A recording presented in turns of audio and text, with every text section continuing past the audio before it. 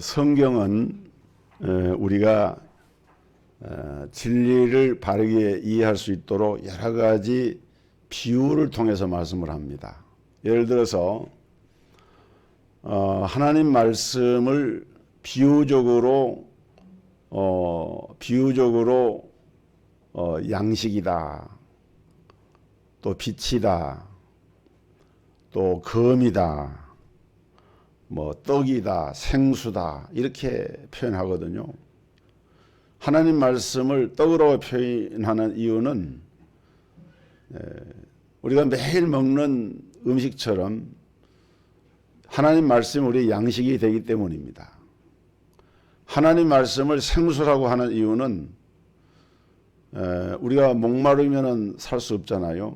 그만큼 하나님의 말씀은 우리 영혼의 가란 영혼을 적셔주는 생명의 생수가 되기 때문에 생수라고 이렇게 얘기를 하는 겁니다. 하나님의 말씀을 검이다 라고 말하는 것은 검이 찌르고 쪼개는 것처럼 진리의 말씀인 성경이 우리 마음에 들어오면 우리 마음속에 양심과 그 내적인 그런 죄에 대해서 아파하고 그것을 도려내는 그런 역사가 그 말씀을 통해서 이루어지기 때문에 그래서 말씀을 검이라고 하는 거예요.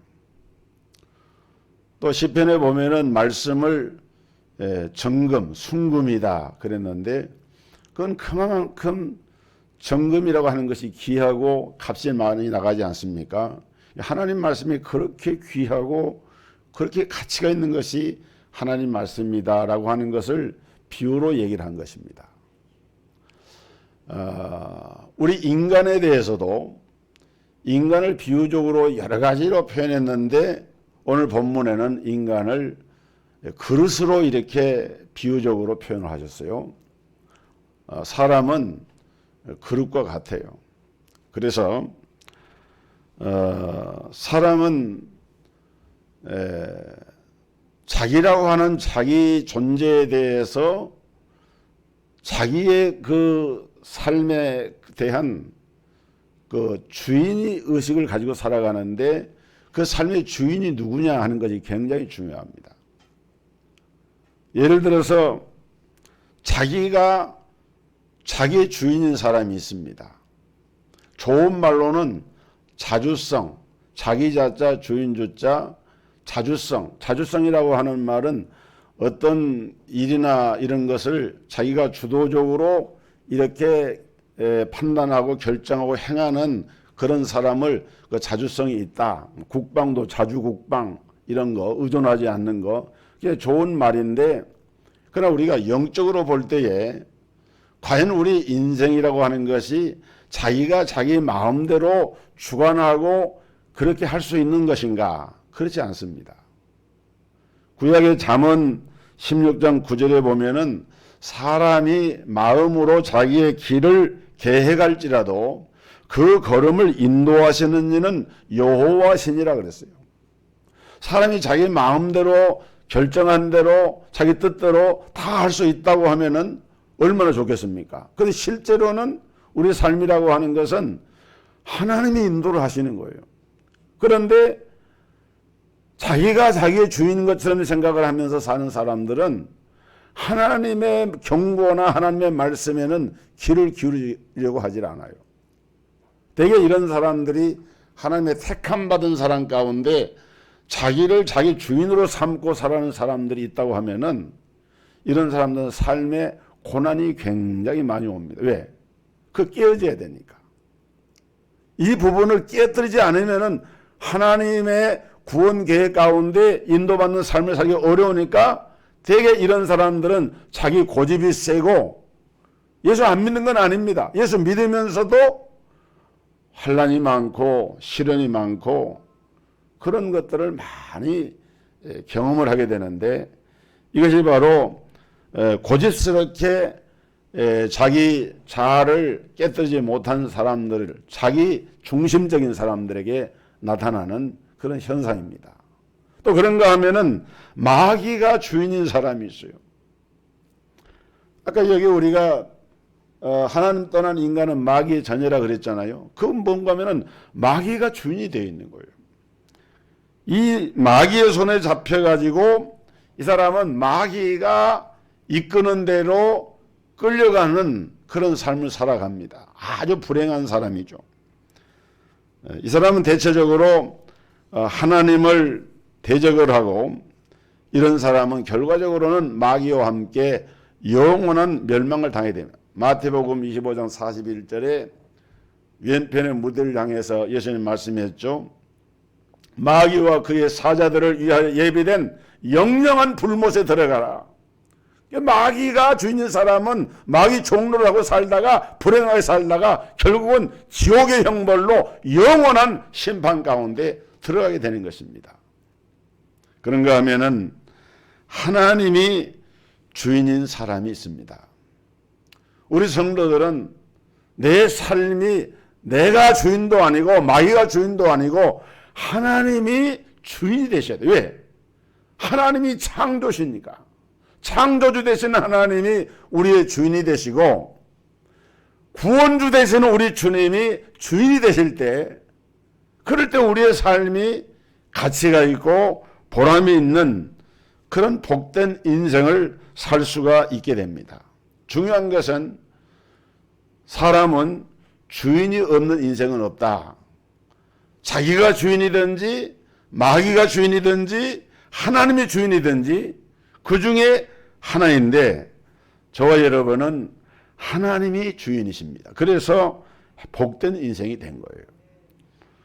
그 다음에 세상에는 다양한 사람들이 있는데 이 다양한 사람들이 삶을 살아가는 동안에 변화를 경험하게 되고 새롭게 되는 것을 경험하게 됩니다. 오늘 본문 20절에 보면은 큰 집에는 금그릇, 은그릇이 있을 뿐만 아니요 나무와 질그릇도 있어서 귀 쓰는 것도 있고 천하게 쓰이는 것도 있다. 그렇게 말씀했습니다. 큰 집에는 다양한 그릇이 있다. 물론 이 큰 집은 교회를 말한 것이고 또 이것을 좀 더 확대해서 생각하면은 이 세상의 이 지구촌의 모든 사람들 표현한 말도 됩니다. 여러분 그릇 가운데는 큰 그릇도 있고 작은 그릇도 있고 밥그릇도 있고 국그릇도 있고 뭐 냉면 그릇도 있고 그릇도 다양한 아주 많은 그릇이 있습니다. 이 그릇은 뭘 상징하느냐? 사람을 상징하는 거예요. 집에 큰 집에는 큰 여러 종류의 그릇이 있는 것처럼 이제 이 세상에는 다양한 사람들이 있고 마찬가지로 교회도 다양한 사람들이 있습니다. 생김새나 성품이나 달란트나 하는 일이 다 다르고 그 다양성을 우리가 먼저 인정을 할 때 우리가 대인관계가 평안해져요. 되게 사회 적응을 하지 못하고 또 공동체에서도 외톨이가 되고 뭔가 모르게 거기에 잘 적응하지 못하는 사람들을 보면은 다양성에 대한 이해가 부족해요. 공동체의 그 삶 가운데는 나와 다르다라고 하는 것은 다른 것이 틀린 것이 아니거든요. 큰 집에 그릇이 여러 가지가 있는 것처럼 교회 공동체 안에도 다양한 그런 사람들이 존재하는 거예요. 성경에 보면은 예수님께서 교회를 뭘로 표현하셨는가 하면은 사람의 몸에다가 이렇게 비유를 하시면서 교회의 머리는 예수 그리스도고 몸된 교회를 이루는 그 몸을 이루는 모든 성도들은 그 지체다. 지체라고 하는 것은 쉽게 말하면 우리 눈이나 코나 입이나 귀나 오장육부 사지백체가 다 지체 아닙니까?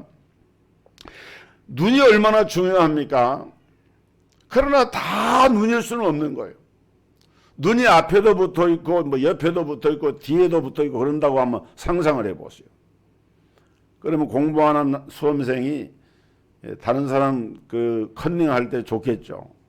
그러나 먹는 것을 입으로 해야 되는데 다 눈이 되어 있으면 어떻게 먹겠습니까? 듣는 것은 귀로 해야 되는데 다 눈이면 어떻게 들을 수 있습니까? 냄새 맡고 숨 쉬는 것은 코로 해야 되는데 다 눈이라고 하면은 그 역할을 제대로 할 수가 없는 것이죠.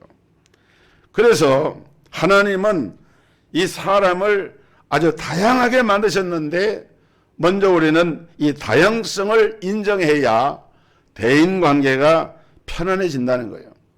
모든 사람이 내가 좋아하는 것을 좋아하고 내가 싫어하는 것을 싫어하면 좋겠는데 내가 좋아하는 것을 다른 사람은 좋아할 수도 있고 내가 싫어하는 것을 또 다른 사람은 좋아할 수도 있는, 사람마다 다 달라요. 그렇기 때문에 내 마음에 좀 들지 않는 사람이 있다. 그러면 여러분 그 사람 때문에 부담을 가지고 속을 끓이고 그럴 필요가 없어요. 아, 저 사람은 저렇게 살아가는구나. 인정을 해야 됩니다. 함께 있으면은 불편하고 또 하는 일마다 아주 보면은 얄미울 정도로 성격적으로 또 아주 독특하게 그런 사람도 물론 있거든요. 서로 그런 사람이 있다 할지라도 관여할 필요가 없어요. 내가 해야 할 일을 그냥 하면 되는 겁니다. 그 사람 때문에 내 신앙이 흔들릴 이유가 없는 것이에요. 그 사람은 그대로 인정을 하고 나는 내 신앙을 지키고 내 자리를 지키고 내 할 일을 한다. 하나님 앞에서 내가 받은 일을 감당한다. 이것이 큰 집에는 다양한 그릇들이 있는 것처럼 세상에 다양한 사람들이 존재하기 때문에 우리는 그런 태도를 먼저 가지는 것이 필요하다. 이것을 오늘 성경은 교훈하고 있는 거예요. 그런데 중요한 것은 그렇게 모나고 그렇게 마음에 들지 않고 내 마음에 차지 않는 그런 사람도 그 상대일 수도 있고 그런 존재가 나 자신일 수도 있어요. 이런 사람도 항상 그런 것이냐? 그렇지 않습니다. 변화될 수가 있고 바뀌어질 수가 있다. 그것이 성경의 교훈이에요. 여러분 에레미야서 18장 4절에 보면은 진흙으로 만든 그릇이 토기장이의 손에서 터짐에 그가 그것으로 자기 소견에 좋은 대로 다른 그릇을 만들더라 그랬습니다. 우리가 흔히 말하기를 하나님은 토기장이시고 우리 인생은 토기장이 손에 들려있는 진흙덩어리다. 진흙덩어리를 가지고 토기장이가 토기를 처음에 그릇을 문양을 이렇게 빚어서 만들지 않습니까? 근데 만들다가 좀 자기 마음에 들지 않으면은 그대로 흙통에 그냥 넣어버려 가지고 이겨서 또 다른 것을 만드는 거예요. 그런 것처럼 사람이 신앙생활을 시작을 하고 그 신앙생활을 시작하는 순간에 완전체가 되는 것이냐? 그렇지 않습니다. 말이나 생각이나 행함이나 모자람이나 연약함이나 이런 것들이 많이 있어요.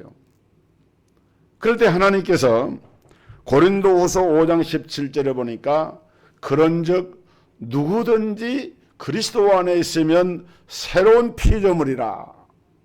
이전 것은 지나갔으니 보라 새 것이 되었도다. 여러분 우리가 예수를 믿고 일신 우일신 새로워지고 또 새로워지고 그런 얘기를 하잖아요. 예수를 믿는 믿음 안에서 하나님의 자녀된 주의 성도들이 이 땅에서 사는 동안에 하나님은 계속해서 작품을 만들어 가십니다. 그리스도 안에 있으면 새로운 피조물이 되는 거예요. 옛사람은 지나가고 옛자아의 그 형태는 깨뜨려지고 그래서 하나님의 손에서 새로운 존재로 만들어지는 이것이 신앙생활의 본체의 모습이다 그 말입니다. 그리고 우리 사람에게는 누구에게나 다 사명이 있는데 중요한 것은 우리 하나님은 깨끗한 사람을 들어서 쓰신다는 사실입니다. 여러분 그릇마다 용도가 다 달라요. 국그릇은 국을 담고 밥그릇은 밥을 담고 사람들도 각자가 하나님께로부터 받은 사명이 있습니다. 우리 사람의 몸에 지체에서 눈이나 입이나 코나 귀가 각기 자기의 고유한 사명이 있는 것처럼 인생은 사람마다 자기 사명이 있는데 자기 사명대로 사는 것이 가장 좋은 것입니다. 하나님께서 나를 원래 부르신 목적이 있거든요. 나를 부르신 하나님의 목적에 그 내게 부여한 사명을 깨닫고 그 사명대로 사는 것이 가장 아름답고 사실 복된 인생인 것입니다. 그런데 어떤 사람은 분명히 하나님이 그에게 부과한 사명이 있는데 자신의 사명은 망각하고 다른 사람이 받은 사명을 부러워하면서 나는 왜 저런 일을 하지 못할까라고 하면서 탓을 하면서 사는 사람이 있어요. 이건 합당한 일이 아닙니다. 또 그런가 하면 어떤 사람은 자기가 받은 사명은 최고라 생각을 해요. 그런데 다른 사람이 어떤 일을 하는 것은 하찮게 여기고 별로 가치가 없는 것으로 이렇게 판단을 하면서 속으로 자기 스스로 우월감을 가지고 교만한 마음을 가지고 자기 가진 사명만이 최고의 사명인 것처럼 생각한다고 하면은 이것도 여러분 잘못된 것이에요. 다른 사람의 사명을 부러워할 필요 없고 내가 받은 사명을 위해서 최선을 다해서 충성하면 되는 것이고 충성하면서 내가 그것 때문에 교만해하거나 우쭐하거나 나는 다른 사람보다 특별한 존재다 이렇게 스스로를 생각하는 것도 바른 삶의 자세가 아니란 말씀입니다. 왜? 각기 그릇이 다르니까. 중요한 것은 자신의 사명을 바로 알아야 되고 그 일에 힘써야 되는데 우리가 남들처럼 못한다고 힘들어할 필요도 없고 남들보다 더 잘하는 것이 있다고 할지라도 교만할 이유가 없습니다. 왜? 사람마다 자기의 주어진 사명이 하나님께로부터 받은 사명이 다 다르기 때문에 그런 거예요. 그런데 중요한 것은 우리 하나님은 당신이 들어서 그릇을 쓰실 때 어떤 그릇을 쓰느냐 하는 것이 중요한 거예요. 여러분 본문 21절에 보니까 그러므로 누구든지 이런 것에서 자기를 깨끗하게 하면 귀히 쓰는 그릇이 되어 거룩하고 주인의 쓰심에 합당하며 모든 선한 일에 예비함이 되리라 그랬습니다. 여기서 중요한 것은 귀하게 쓰임을 받는 그릇은 금그릇도 아니고 은그릇도 아니고 어떤 그릇이에요? 깨끗한 그릇이다. 비록 금이나 은으로 만든 그릇이라 할지라도 그릇이 더러우면은 거기다가 밥을 담거나 물을 부어 마실 수가 없잖아요. 그릇이 사용되려고 하면은 갖춰야 할 조건 중에 가장 절대적인 조건이 깨끗함입니다. 그래서 우리가 그릇을 사용하기 전에 먼저 청결 상태를 확인을 합니다. 그래서 만약에 그릇이 더럽다, 그럼 물로 씻어가지고 그릇을 깨끗하게 한 다음에 사용하지 않습니까? 우리 하나님도 사람을 들어 쓰실 때 그릇의 용도에 따라서 어떤 용도 쓰냐 하는 것은 그 사명 따라 다른 것이고 중요한 것은 그 그릇이 깨끗할 때 쓰신다 이거죠. 깨끗할 때. 그렇기 때문에 거룩함이라고 하는 것이 우리 그리스도인들에게 능력이 되는 것입니다. 거룩함이라고 하는 것이 능력이에요. 여러분 구약시대 성막제도나 성전제도를 보면은 그 성전의 구조를 보면은 앞에 성전 앞마당, 성전 뜰이 있고 그 뜰을 지나서 성소가 있고 지성소가 있습니다. 그런데 그 성전 뜰에는 두 개의 중요한 기구가 있는데 하나는 번제단이고 또 하나는 물두멍이에요. 번제단에서 하나님께 제사할 제물을 번제 제물로 불태워서 드립니다. 그리고 제사장이 그 성소로 바로 들어가는 것이 아니라 반드시 통과하는 것이 있는데 그것이 어딘가 하면 물두멍입니다. 물두멍이라고 하는 것은 번제단이 예수 그리스도의 속죄의 사역을 상징하고 있다고 하면은 예수 그리스도의 피로 예수 그리스도의 이름으로 제사함 받고 속죄함 받은 성도가 그곳에서 다 끝이 난 것이 아니라 반드시 물두멍에 가서 그 손을 깨끗하게 씻습니다. 정결하게 하는 거예요. 그리고 나서 성소에 들어가면은 성소의 좌우편에 떡상과 금 등대가 있고 휘장 앞에 금 향단이 있어요.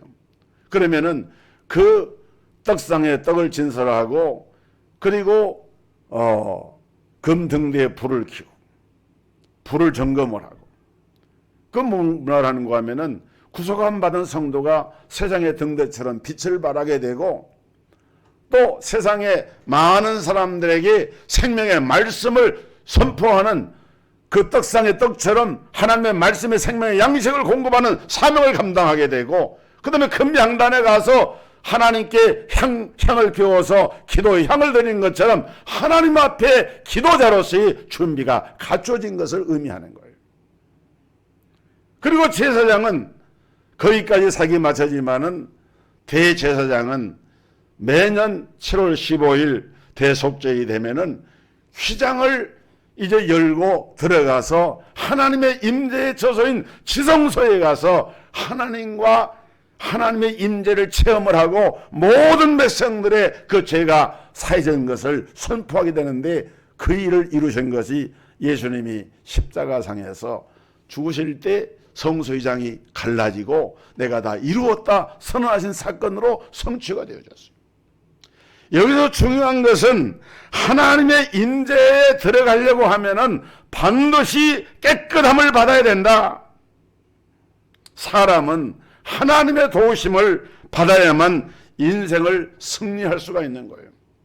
하나님이 우리 인생의 주인이시고 하나님이 내 삶을 주관하시고 인도하시면서 거룩하고 성스러운 삶을 향해서 나아가야 되는데 그것이 바로 깨끗한 그릇이고 하나님께 쓰임받는 그릇이다. 여러분, 그렇다면 우리는 무엇에 깨끗해야 하나님 앞에 깨끗한 그릇으로 쓰임을 받을 수가 있겠습니까? 첫째는 물질 관계가 깨끗해야 됩니다. 돈 관계가 깨끗해야 돼요. 그리스도인들은 돈에 대해서 깨끗해야 돼요. 여러분, 성경에 보면은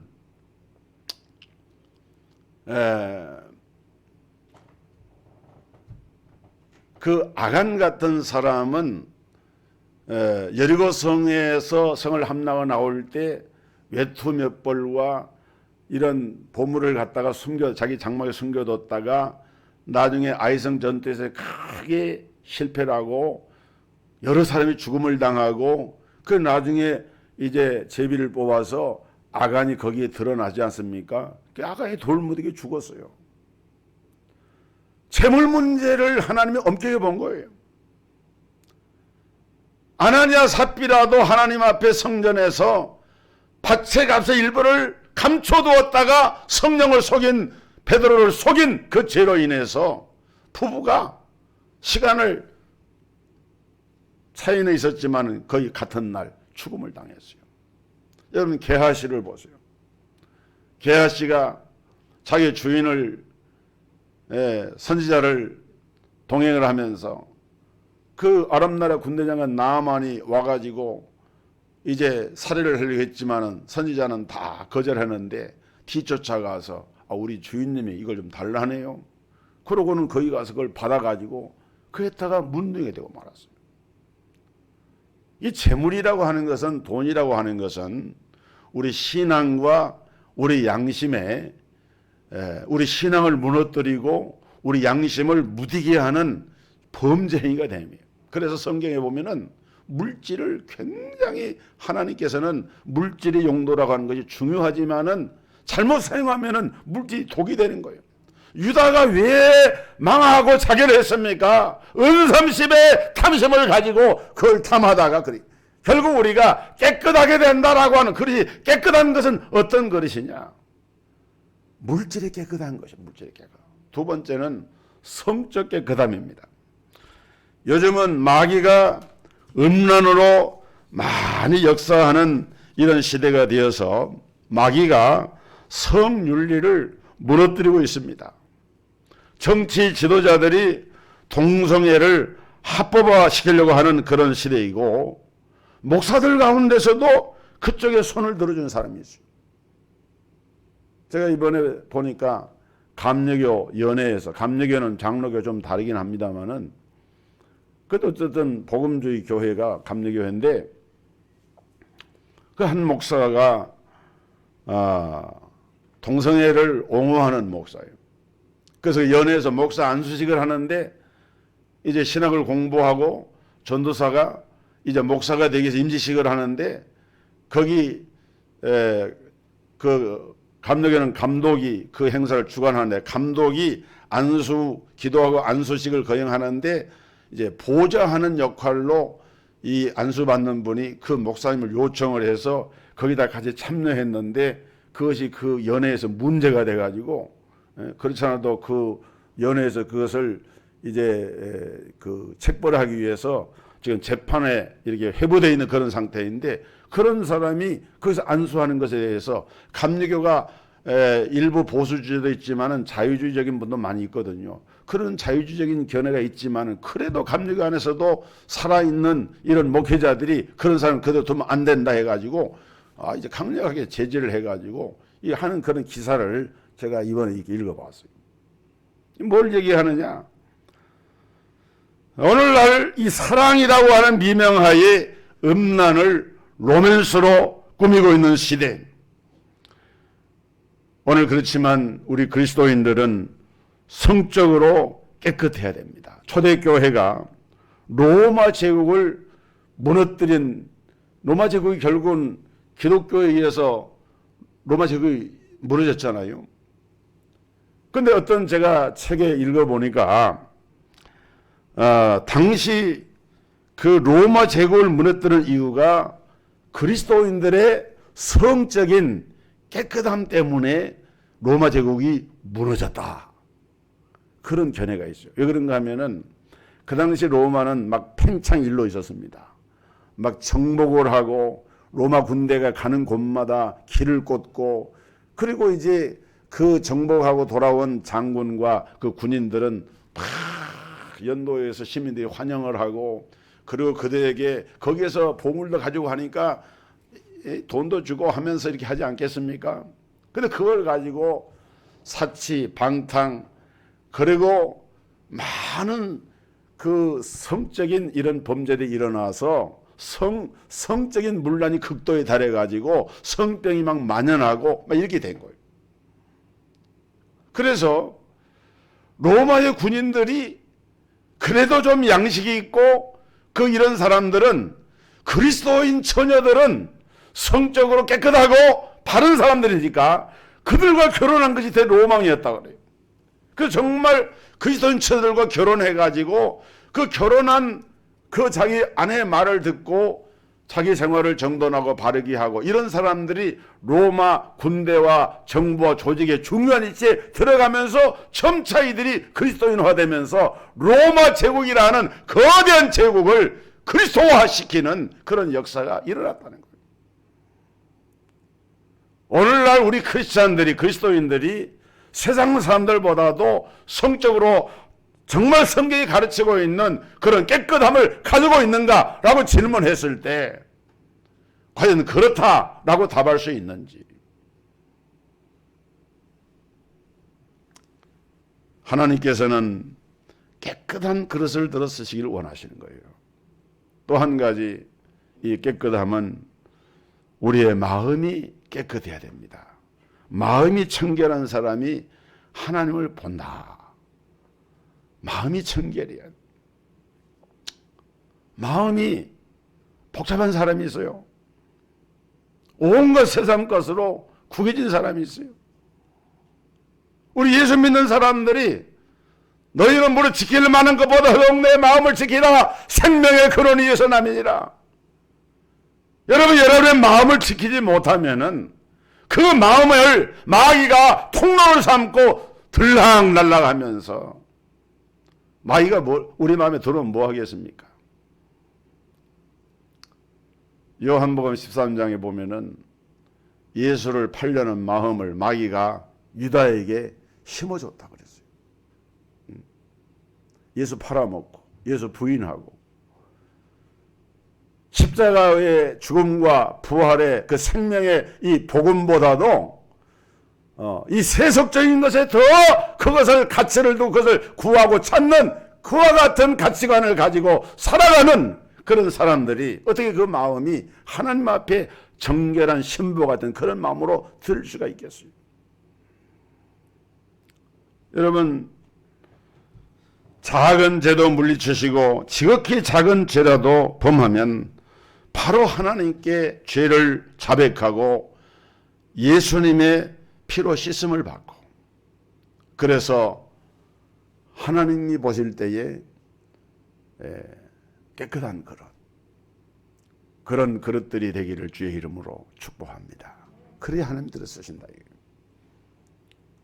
여러분, 사람은 대단히 약한 존재지만은 주님을 모시게 되면은 존귀한 존재로 바뀌어집니다. 고린도후서 4장 7절에 우리가 이 보배를 질그릇에 가졌으니 이는 능력의 쉼이 큰 것이 하나님께 있고 우리에게 있지 아니함을 알게 하려 함이라. 질그릇은 유약을 바르질 않아요. 유약을 바르고 구워야 윤기도 나고 그릇이 유리그릇 뭡니까? 이런 탱탱한 소리도 나고 청량한 소리도 나고 강해지는데, 질그릇은 유약을 바르지 않기 때문에 이건 그냥 쉽게 깨지고 나약합니다. 그런데 성경은 우리 인생을 가리켜 사람을 가리켜서 유약을 바른 그릇이라고 말하지 않고 질그릇과 같다. 근데 질그릇인데 보배를 담은 질그릇이다 이렇게 얘기를 하고 있어요. 이 보배를 이 질그릇에 담았다. 그렇습니다. 하나님이 안 계신다고 하면은 우리 인생은 질그릇처럼 가치가 없는 존재로 전락을 하고 맙니다. 아동문학가인 정채봉 아동문학가가 쓴 글 가운데서 세상에서 가장 짧은 동화라는 제목의 글이 있는데 그 내용이 정말 짧아요. 이런 내용입니다. 세탁소에 갓 들어온 옷걸이, 새 옷걸이한테 헌 옷걸이가 한마디 했습니다. 너는 옷걸이라는 사실을 한시도 잊지 말길 바란다. 너는 옷걸이라는 사실을 한시도 잊지 말기 바란다. 왜 옷걸이라는 것을 그렇게 강조하시는지요? 신참 옷걸이가 선배 옷걸이로부터 그 말을 듣고 왜 이렇게 옷걸이라는 말을 이렇게 강조하시는지 이렇게 물었어요. 그랬더니 선배 옷걸이가 한 말이 잠깐씩 입혀지는 옷이 자기의 신분인 양 교만해지는 옷걸이들을 그동안 많이 보았기 때문이다. 여러분, 세탁소의 옷걸이에 세탁해서나 뭐 새 옷을 주문받아 옷을 줄이거나 뭐 이렇게 할 때 옷걸이에다 탁 걸어놓지 않습니까? 이렇게. 그 옷걸이는 그냥 옷걸이인 거예요. 잠깐 걸렸다가 용도가 끝나면 주인이 따로 있으니 주인에게 돌아가는데, 그 옷걸이가 교만한 마음이 들어가지고 이야, 이 비싼 옷을 내가 입었네, 대단해 내가 하면서 마치 자기가 그 옷의 주인인 것처럼 의시되거나 뽐내거나 그런다고 하면은 그게 말이 되겠느냐는 거예요. 정채봉 아동문학가가 이 짧은 동화를 통해서 얘기하는 메시지는 뭔가요? 그런데 사람들은 이 신참 옷걸이처럼 어떤 좋은 집을 가졌다, 좋은 차를 가졌다, 남들보다 좋은 사회적 환경이 있다, 그것을 마치 자기가 자기 소유이고 그것이 영원한 것처럼 착각을 하면서 그런 의식 속에서 벗어나질 못한다고 하면은 이 옷걸이의 마음과 다를 바가 뭐가 있겠느냐라고 하는 그런 얘기를 하고 있는 거예요. 대단한 사람인 것처럼 생각하지만은 사실은 우리 인생은 질그릇에 불과하다. 대단히 강한 것 같아 보여도 약하기 짝이 없다. 아무리 머리가 좋은 사람도 망치 같은 둔치로 한번 딱 맞으면은 그 머리가 박살나거나 안에는 지식이 다 달아나 버리고 맙니다. 아무리 강한 힘을 가지고 있는 사람이라 할지라도 자동차에 부딪혀서 탁 튕겨나 보세요. 그 사람이 여러분 중환자실에 들어가거나 죽음을 당할 수밖에 없는 것이 우리 질그릇 같은 약한 존재인 인생입니다. 프랑스의 유명한 화가인 빈센트 반 고흐가 청년 시절에 탄광에 가서 일을 한 적이 있었는데 그 탄광에서 일하다 보니까 어떤 광부가 이런 상품을 거기에 물건을 싸는 큰 천이 있는데 그 천을 뜯어가지고 작업복을 만들어서 입었는데 그 작업복 자켓의 등 뒤에 이런 글이 있습니다. 깨어지기 쉬우니 주의하시오. 깨어지기 쉬우니 주의하시오. 아마도 그 물건을 쌌던 그 안에 들어있던 뭐 그릇이었거나 뭐 어떤 물건이 깨어지기 쉬운 거였던가 보죠. 그러니까 그걸 쌌던 그 천을 가지고 옷을 만들어서 그냥 작업복을 입었는데 옆에 동료가 등에 글이 보이는 거예요. 깨어지기 쉬우니 주의하시오. 근데 빈센트 반 고흐는 미술가였지만은 그 당시에는 물론 유명한 미술가는 아니었겠죠. 그런데 그걸 보면서 큰 충격을 받았다는 거예요. 아, 그래. 인생이라고 하는 것은 저 사람이 입고 있는 저 글 속에 나타나 있는 것처럼 깨어지기 쉬운 그릇이야.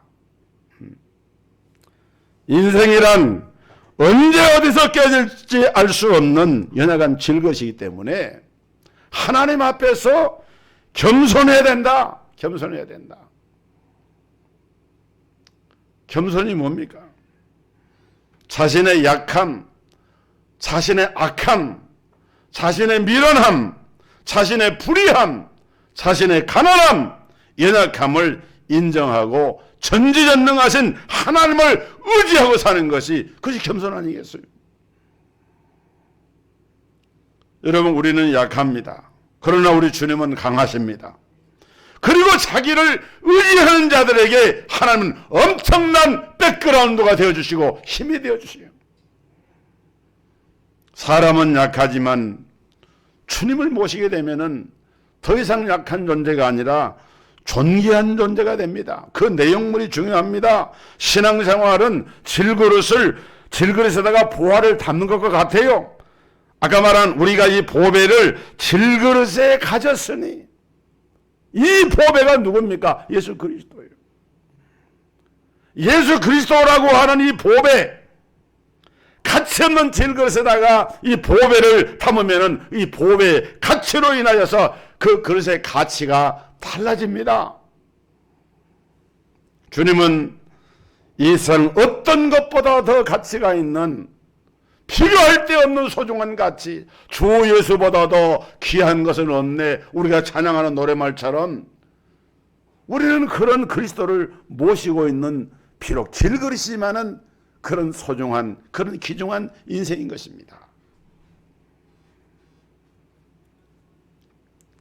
하나님의 능력은 이미 우리에게 임하여 있고 우리에게 필요한 것은 연약한 질그릇임에도 불구하고 그 그릇에 임하시는 하나님의 능력을 믿는 것입니다. 오늘 이 은혜를 우리 모든 성도들이 누리시기를 주님의 이름으로 축복합니다.